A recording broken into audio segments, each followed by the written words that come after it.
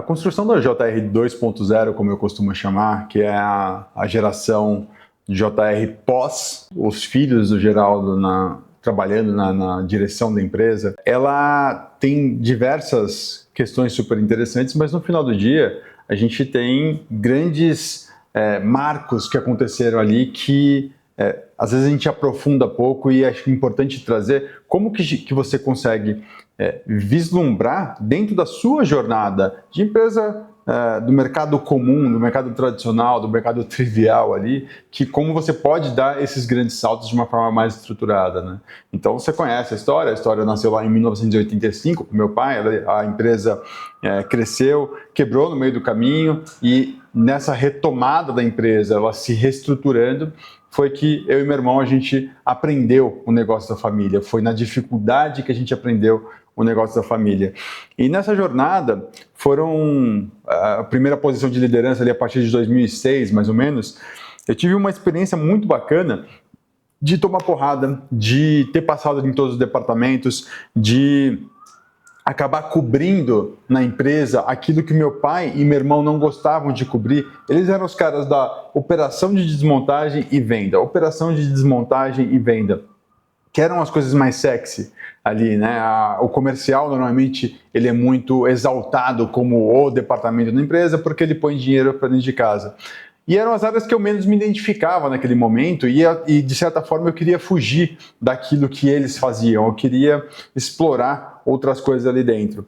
Nessas construções, eu comecei a ter a oportunidade de olhar contabilidade, comunicação e marketing, sistemas, o básico de infraestrutura, e aí eu começo aos poucos, através desses caminhos, a invadir um pouco a área deles. Então tem lá o processo de desmontagem dos caminhões, a parte de arquitetura da empresa. A arquitetura da JR Diesel ela foi totalmente pensada para vender transparência. Então você tem livre tráfego de pessoas em qualquer área da empresa e naquelas áreas onde há risco de segurança, tem vidro separando você daquela área, mas você pode ver o que está acontecendo ali. Então, visitar a JR Diesel é um passeio turístico, que você vai entendendo o processo completo da desmontagem, você vê a coisa acontecendo, e não só é gostoso de ver, não só é uma experiência bacana para o nosso consumidor, mas principalmente, em qualquer desconfiança,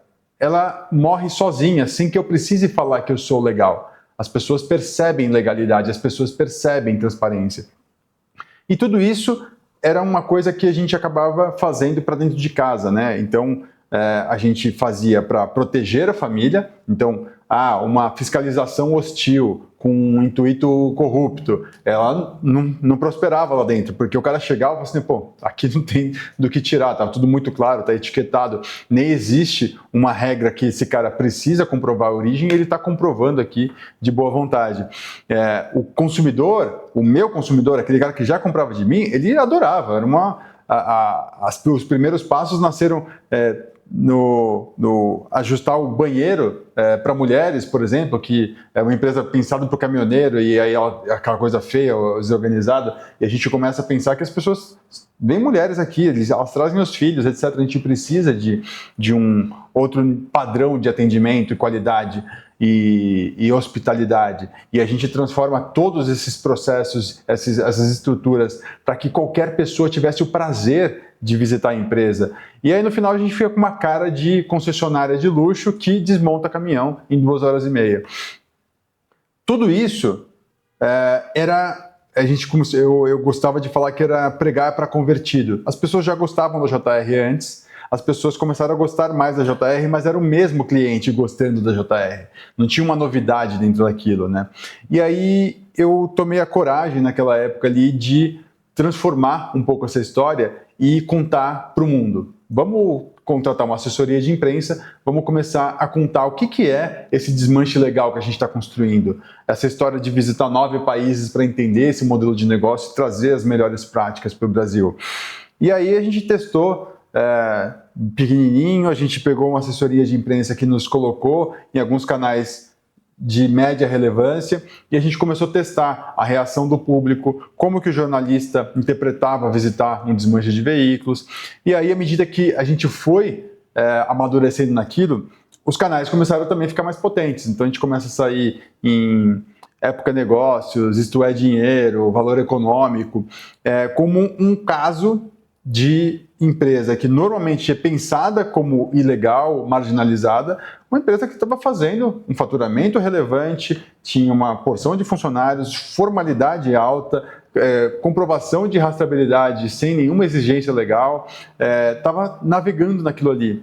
E aí a gente teve a grata surpresa ali de ser mencionado num caderno do Financial Times, chamado Merger Market, que é voltado para fusões e aquisições.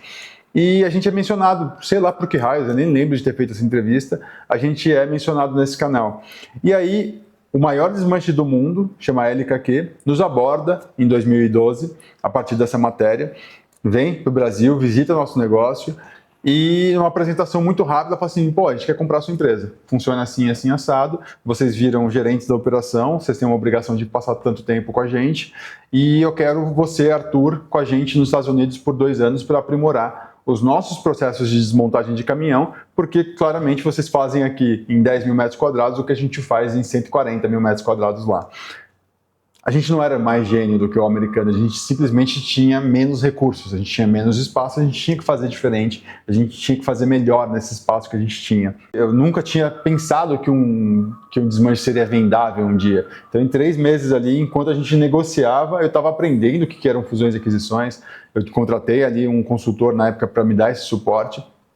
3 meses depois, meu pai ainda um pouco abalado dessa possibilidade de vender a empresa, ele autorizou vender 30% da empresa para que em mais 5 anos os caras fossem comprando o resto. Então ele teria uma saída ali em mais ou menos 5 anos da empresa.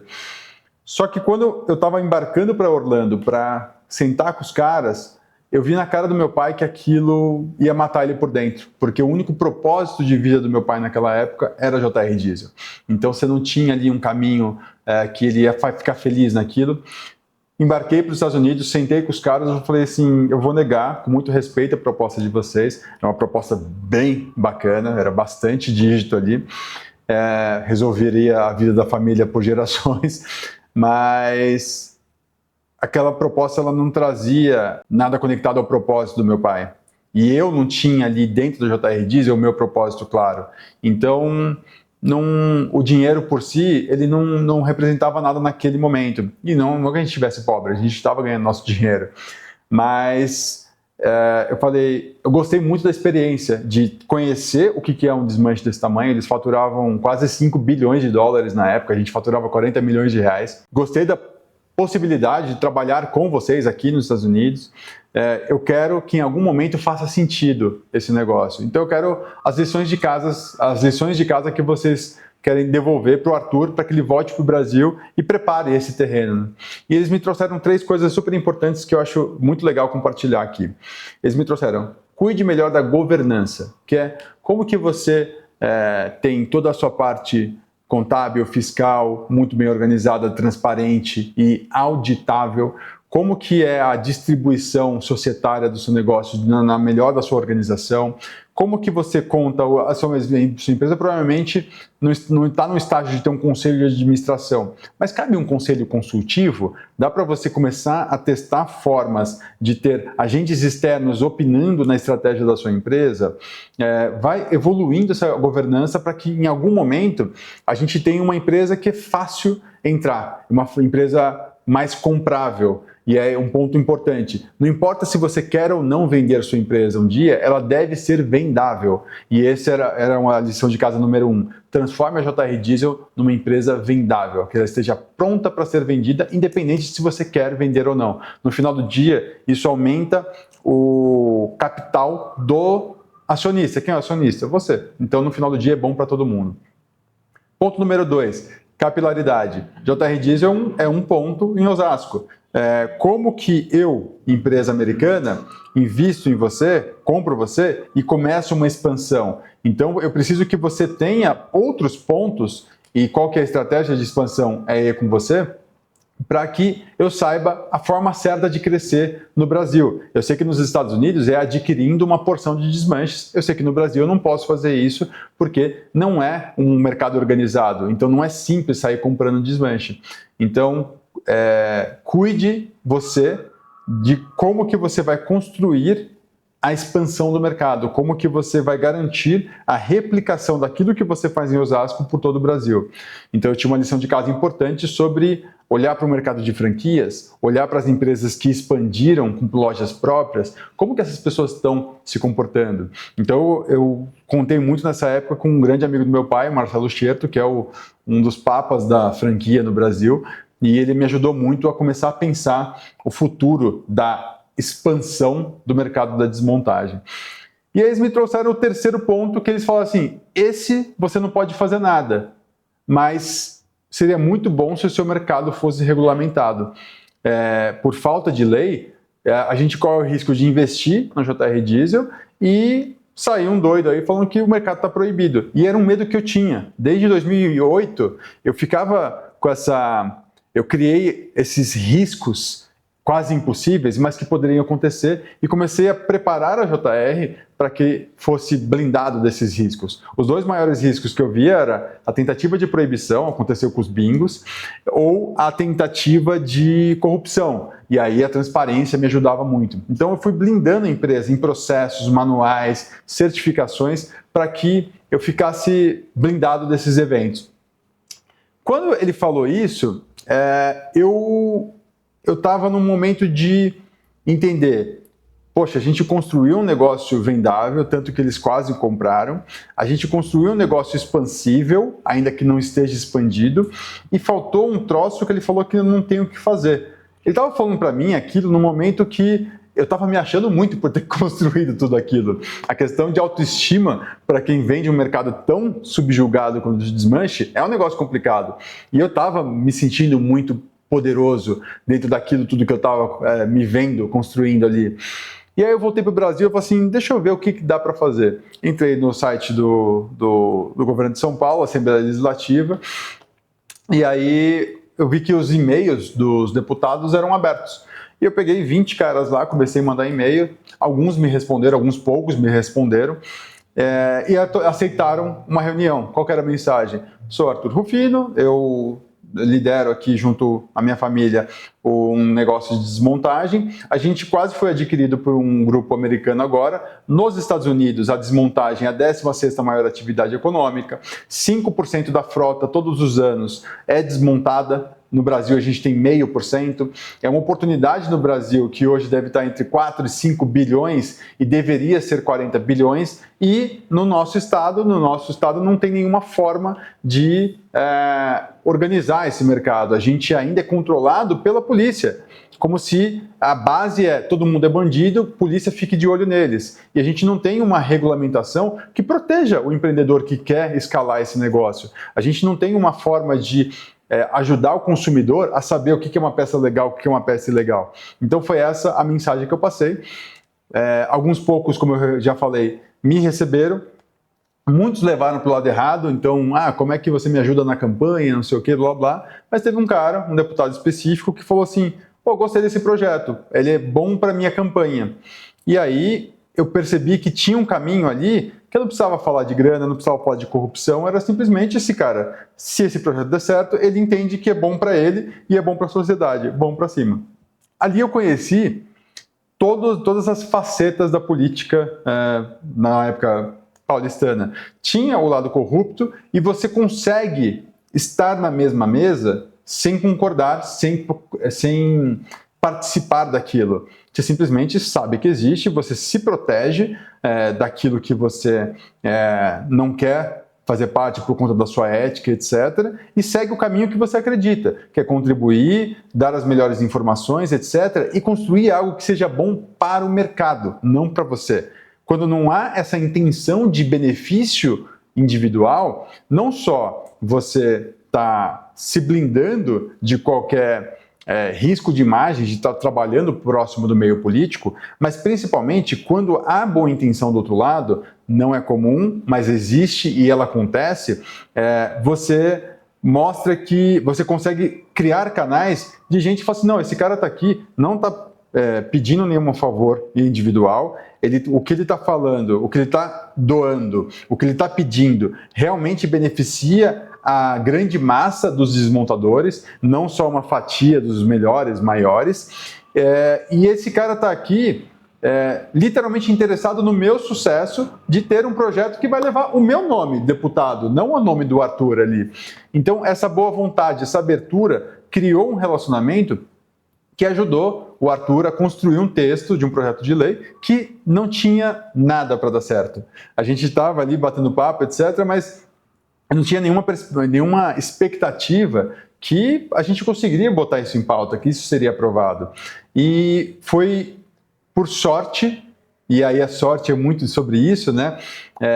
A gente, em março de 2013, tentaram proibir a nossa atividade. Saiu o projeto de lei 380 do Estado de São Paulo, e o projeto de lei proibiria a desmontagem de veículos. Os veículos deveriam ser só destruídos para ser transformados em sucata, porque você tinha 70% dos latrocínios, que é o roubo seguido de morte, relacionados a roubo de veículos na época. Então, quase todo mundo que estava morrendo no assalto em São Paulo era por conta de um roubo de um veículo. E aí a ideia do governo é, se eu tirar o desmanche de cena, eu resolvo o problema. E foi neste momento que a sorte acontece, porque eu tinha passado 5 anos me preparando para esse risco impossível do meu mercado ser proibido. Eu passei 5 anos estudando casos como Turquia, onde a superregulação do veículo que era desmontado fez diminuir a oferta de veículos para o mercado. Consequentemente, o mercado passa a desmontar menos formalmente e você tem um salto de 40% no roubo de veículos. Você tem a Argentina que criou uma regulamentação, mas ela foi uma regulamentação tão restrita que sobrou 2 caras no mercado. O que aconteceu? Pouca peça ofertada, aumenta o roubo de veículos. Então, eu trouxe esses casos para a mesa, eu trouxe os meus manuais de operação. É assim que a gente desmonta, é assim que a gente faz rastreabilidade, é assim que a gente vende, é assim que eu comprovo a origem para o meu cliente, é assim que é o processo ambientalmente adequado. Quando você faz essa desmontagem e vende as peças, você reduz em 3,7 toneladas a pegada de carbono daquela jornada. Então, eu muni o governo de dados sobre o que era certo a se fazer, qual era o benefício para a população e como aquilo, ao invés de custar fiscalização de combate a desmanche, ele passaria a ser uma arrecadação porque haveria uma grande formalização do mercado. Então foi bacana porque a doação dos meus métodos, a doação dos meus sistemas, etc., para o governo, transformou em 9 meses a PL 380, que era de proibição do desmanche, na lei do desmanche de 2014. Foi uma realização muito bacana você perceber que você influenciou e pôs a mão na construção de uma lei que favorecia o mercado de uma forma com potencial muito grande, inclusive para a redução de roubo e latrocínio, o roubo seguido de morte. E aí botamos a lei para rodar, era uma satisfação muito grande, e essa lei, depois de 1 ano de implementada, ela reduziu em São Paulo em 26% o roubo de carros no primeiro ano e 17% o latrocínio. Por muitos anos eu não conseguia contar essa história sem chorar, porque eu tinha ali essa sensação, essa coisa gostosa de saber que tinha gente voltando viva para casa, porque em algum momento eu me senti incomodado com a proteção básica da minha família. Eu não queria que a minha família, aquele propósito pequeno, que eram as 5 pessoas da minha família, não fossem expostas a não ter o negócio no dia seguinte. E esse propósito depois virou um propósito para pessoas que nem sabem que eu existo e está tudo bem com isso. Eu sei que eu estou mudando a vida daquelas pessoas, eu sei que eu estou dando uma chance dessas pessoas não serem assaltadas e mortas através de um desejo de roubar um carro que seria desmontado para vender uma peça ilegal para atender um consumidor que agora passa a ser atendido pela peça legal. Por quê? Porque agora você tem a etiqueta do Detran, que identifica todas as principais peças do veículo. Na etiqueta do Detran, você tem a descrição da peça e um QR Code que, quando você bate o celular, você consegue ir para o site do Detran e ver toda a origem daquele veículo. Qual que é a marca, modelo, chassi, ano, qual que é a empresa que comprou aquele veículo para desmontagem, se aquilo é uma desmontagem credenciada, e quando você bate aquele QR Code, ele pega a sua localização e informa para o governo. Essa etiqueta está sendo lida na localização tal, ou seja, ela tem que estar dentro daquele centro de desmontagem se ela ainda não foi vendida. Então a gente tem hoje um controle muito bom de todas as etapas, desde a baixa do veículo até a venda das peças. O governo consegue ter essa visão muito clara e o consumidor ele fica muito mais protegido. O consumidor ele passa a ter muito mais um acesso estruturado a tudo isso. Arthur, como que deu certo esse negócio? Porque roubar carro já era proibido. Você não precisava de uma lei dizendo que você não pode desmontar um carro roubado. E eu acredito que isso deu certo por dois grandes motivos. O primeiro motivo é justamente esse que eu acabei de comentar. O consumidor passa a saber a diferença do legal para o ilegal. Ninguém acorda de manhã e fala assim, eu preciso de uma peça roubada. O cara acorda de manhã e fala assim, eu preciso de uma peça que atenda a minha demanda, seja por preço, seja por disponibilidade. E aí ele vai no Mercado Livre, ele liga no Desmanche, etc. E ele pergunta hoje, tem etiqueta do Detran? No Mercado Livre você consegue consultar se tem. No telefone, fala assim, tem etiqueta do Detran? Me manda foto. E aí você consegue fazer uma checagem se aquela peça tem origem. Quando você olha para o passado, o cara tinha que ir na sorte, ele ia na palavra do cara, tem nota fiscal. Você pode colocar o que você quiser na nota fiscal. Se eu quiser colocar na nota fiscal que eu estou vendendo droga, está escrito na nota fiscal. O fato de existir uma nota fiscal não torna o ato legal. Então, você ficava sem ferramentas antes da lei de conferir se aquele desmanche era credenciado ou não. Hoje você tem uma lista dos desmanches credenciados, então você entra no site do Detran, você consegue ver todos os caras que são credenciados. Então você tem muita ferramenta para ajudar nisso. Essa construção de lei, ela teve um impacto muito grande, sim, na questão do consumidor, mas ele teve dois impactos muito grandes no desmontador em si. A primeira esse cara precisou se aprimorar. Ele precisava ter uma área específica para desmontagem, com caixa separadora de água e óleo para não ter contaminação de esgoto. Ele precisou incorporar processos que ele nunca precisou pensar. O negócio dele estava funcionando, estava dando dinheiro.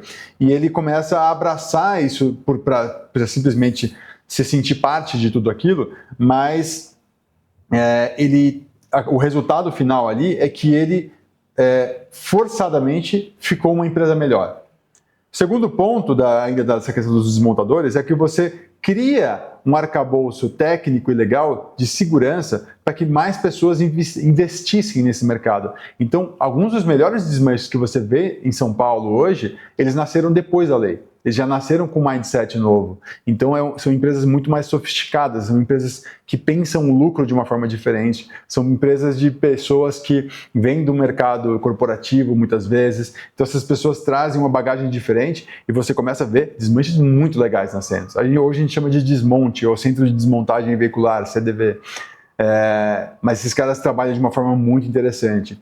E a terceira, e para mim a mais importante, aquele policial corrupto que corrompia o desmanche ilegal e muitas vezes corrompia o legal, que não sabia se proteger dessa corrupção, ele deixou de ser corrupto por conta da lei? Não deixou. Qual é a diferença desse cara que trabalha do lado errado, como um policial corrupto nessa fiscalização depois da lei do desmanche?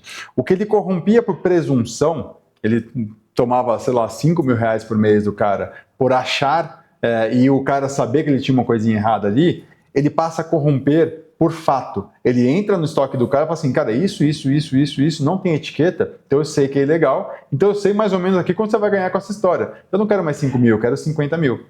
E aí ele passa a corromper em excesso.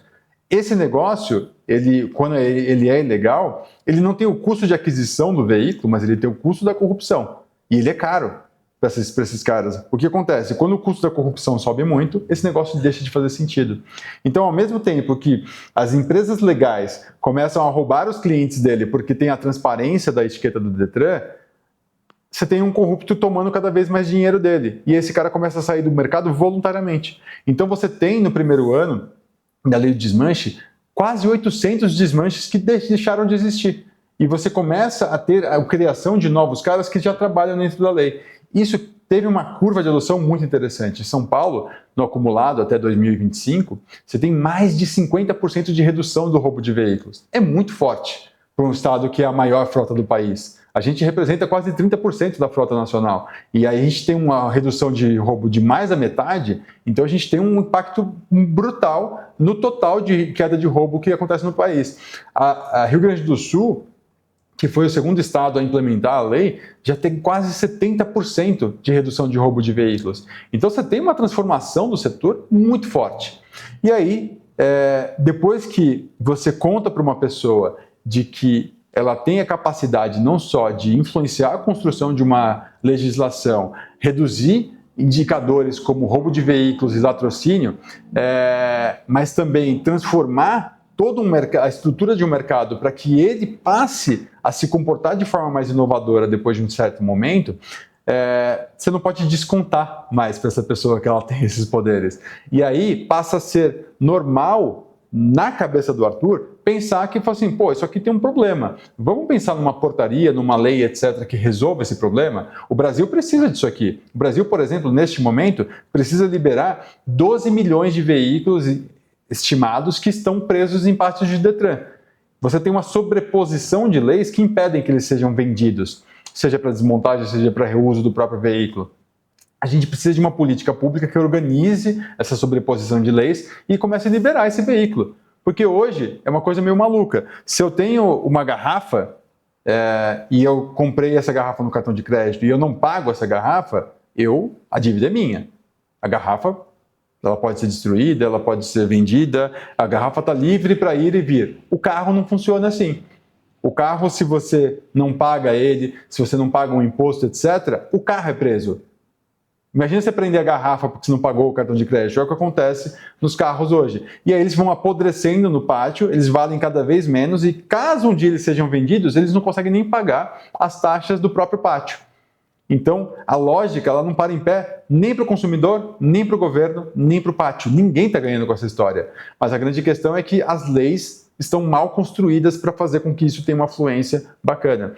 Então, de novo, já que o Arthur não pode desaprender que ele tem esses poderes, assim como você tem, por que não começar a questionar tudo que interfere na boa gestão desse negócio, na expansão desse negócio, na escalabilidade desse negócio, na atração de mais empresas para esse negócio, na atração de montadoras para esse negócio, na atração de concessionárias. Quem mais deveria estar trabalhando dentro do universo da desmontagem para ampliar esse mercado? A gente ainda está desmontando só 500 mil veículos por ano como mercado, a gente deveria estar desmontando 5 milhões como mercado. Tem uma oportunidade perdida aqui no meio que alguém precisa endereçar. E é disso que nasceu a Octa. A Octa ela nasceu para trazer novas fontes de veículos para os centros de desmontagem. Então a gente é um grande caçador de veículos em frotas para vender os veículos em final de vida para os centros de desmontagem e desmontarem. E a gente é um grande canal de distribuição para que as empresas passem a contar mais com a compra de peças usadas. A gente já, por exemplo, fala com grandes locadoras que estão comprando peças usadas, a gente fala com grandes empresas de energia que compram peças usadas, agora com segurança, com rastreabilidade, com previsibilidade, com um canal especializado neles. Mas menos importante do que isso nesse momento é como que eu trago mais gente para esse mercado.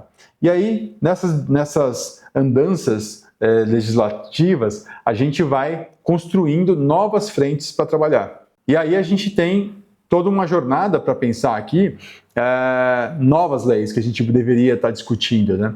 Então, por ser esse cara disponível, transparente, interessado no sucesso do todo e não no sucesso individual, eu passo a ser muito consultado por governos estaduais, municipais e federal para opinar numa lei que está sendo construída, etc. E quando se relaciona especificamente ao meu mercado, eu passo a ser provavelmente a principal pessoa a ser consultada.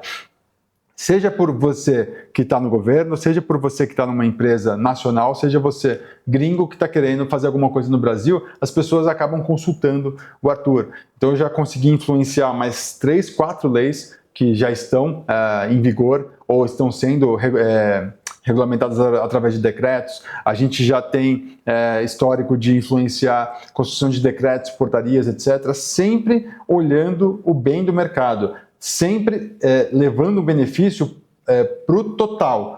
O Arthur nunca vendeu nada para o governo, o Arthur nunca teve um incentivo financeiro do governo, o Arthur nunca teve nada que beneficiasse ele diretamente.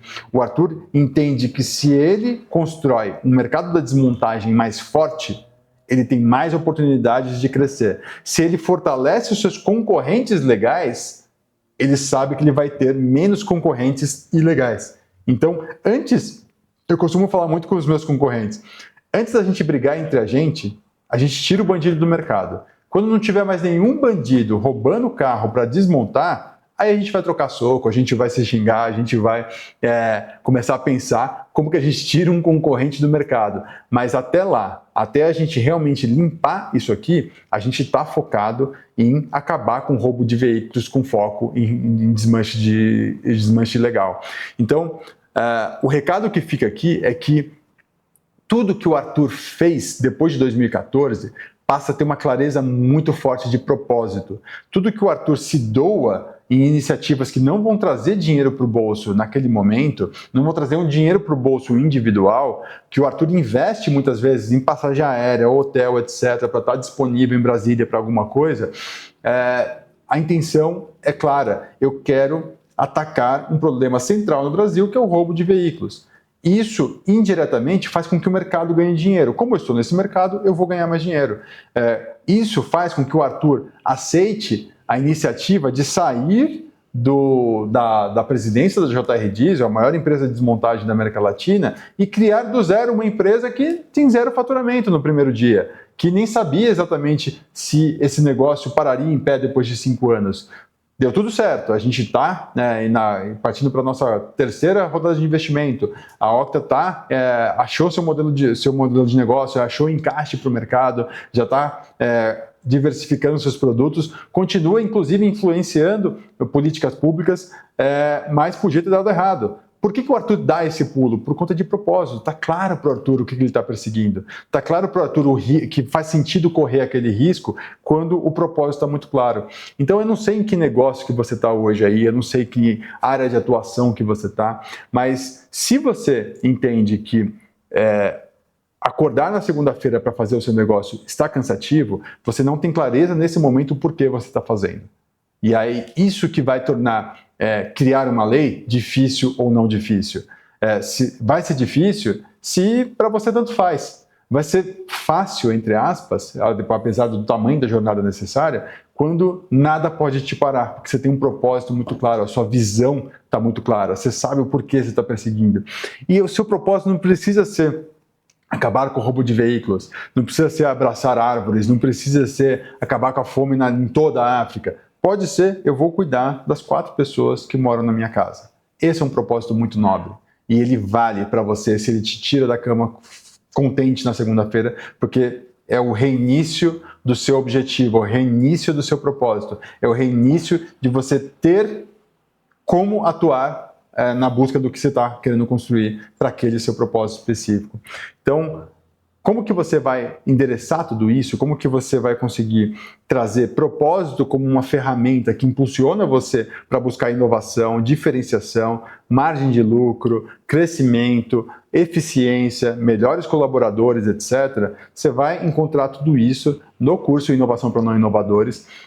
Ele é um curso de venda perpétua que vai te trazer em 6 módulos um passo a passo de como navegar em tudo isso e criar para você o hábito da inovação, o hábito de transformar, de questionar, de propor novos caminhos, de testar o tempo todo, de realmente conseguir construir o futuro do seu negócio o tempo todo. Não é aquele futuro que você vai lá e chegamos lá. Não, chegou lá, vai para o próximo, a gente se desafia, a gente se arrisca, a gente vai para o próximo, a gente testa, a gente questiona, a gente joga fora uma coisa que estava funcionando porque a gente sabe que a próxima é melhor. É esse hábito que eu quero criar em você, essa inquietude de buscar sempre a melhor versão do seu negócio para hoje. E se o curso, você passou pelo curso e você entende que você precisa de uma mão, você precisa realmente de uma orientação para essa mudança de pensamento, para essa visão mais clara de quais são as oportunidades de transformação, você segue depois para a mentoria, Inovação para Não Inovadores, que aí já é um contato mais direto com o Arthur e outras pessoas do meu time, que você vai conseguir ter um direcionamento coletivo, ainda que a gente traga os casos para a mesa online para conseguir trabalhar tudo isso. Fez sentido para você? Vem com a gente que a gente vai conseguir transformar a sua jornada buscando inovação.